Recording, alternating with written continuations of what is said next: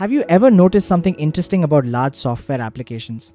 As they grow, some become easier to manage, while others become an absolute nightmare. Every new feature means more code, more conditions, more modifications. And before you know it, a simple change breaks something completely unrelated. So the question is, how do experienced developers avoid this problem? How do they write software that can grow without becoming a mess? Well, one of the answers lies in a powerful OOP concept called polymorphism. And in today's video, we're going to understand exactly what it is, why programmers use it, what problem it solves, and how it helps us write cleaner and more flexible code. So let's begin.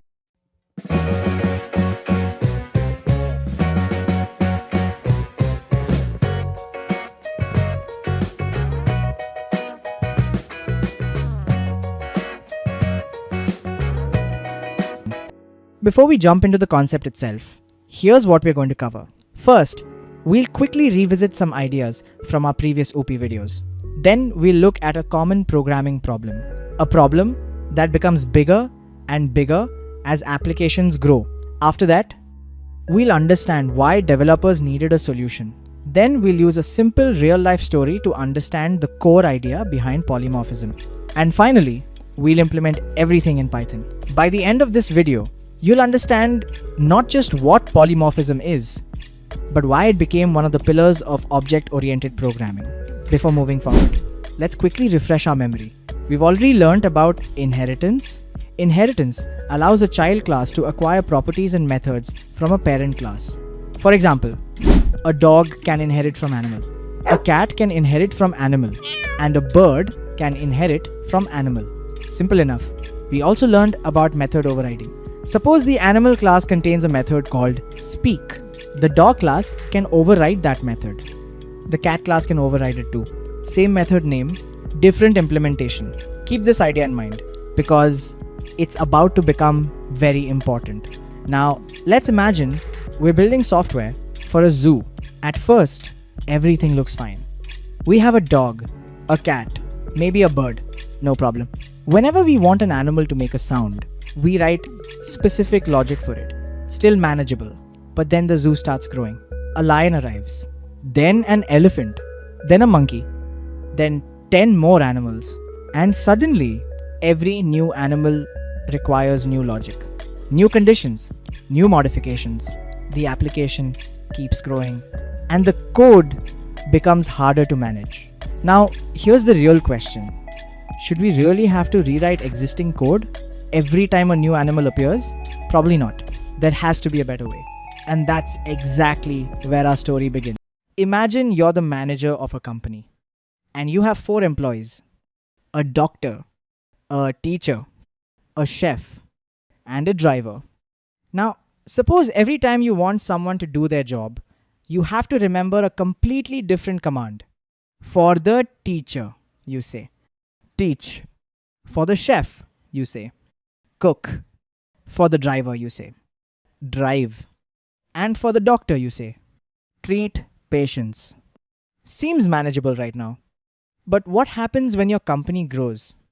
Suddenly, you hire an engineer, a police officer, a firefighter, a musician, and dozens of other professionals.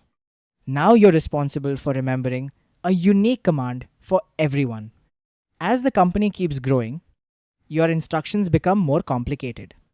Your system becomes harder to manage. And sooner or later, things become messy. So you decide to simplify everything. Instead of creating a different command for every employee, you create just one command, work. Now, whenever you say work, something interesting happens. The doctor starts treating patients.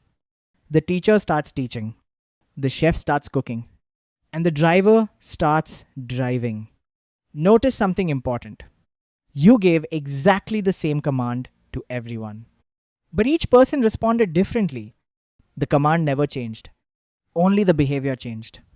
And that is the core idea behind polymorphism. One common interface, multiple different behaviors. The same action can produce different results depending on who receives it. Or in simpler words, same interface, different behavior. That's the definition you should remember. Not a paragraph, not a textbook explanation, just this. Same interface, different behavior. Let's go back to our animal example. Suppose we have a dog, a cat, and a bird. All of them inherit from animal, and all of them have their own version of speak. Now watch carefully. When we call speak on a dog, it barks. When we call speak on a cat, it meows. When we call speak on a bird, it chirps. The method name is identical. The call is identical, but the behavior changes depending on the object. And that's runtime polymorphism. The program decides the behavior based on the actual object being used. Now let's make things even more interesting. Instead of handling every animal separately, let's place all of them inside a single list. A dog, a cat, a bird, all together. And now we simply loop through them. Inside the loop, we call only one method, speak. That's it. One method call. Again and again and again. Yet every object responds differently. Dog, bark. Cat, meow. Bird, chirp. Remember our manager story? It's exactly the same thing. One command. Different actions. One method call. Different behaviors. That's polymorphism in action. Now you might be wondering, why do developers love this concept so much? Because it makes software flexible. Suppose tomorrow we add a lion. Do we need to rewrite everything? No. We simply create a lion class, provide its own speak method, and the existing system keeps working. That's powerful. Polymorphism helps us write code that is more flexible, more reusable, easier to maintain, and easier to extend, which is exactly what we want in large applications. Now, before we finish, there's one more thing you should know.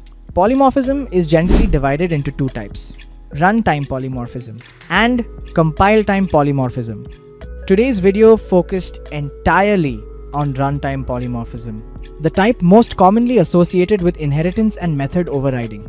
But there's another side to this topic as well, and we'll explore that in the next part. So let's quickly summarize everything we learned today. We started with a programming problem. We saw how growing applications can become difficult to manage. Then we understood the idea through a simple real-life story.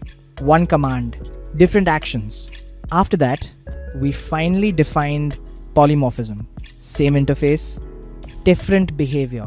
And then we implemented that idea using inheritance and method overriding in Python. If there's one thing I want you to remember from this entire video, it's this.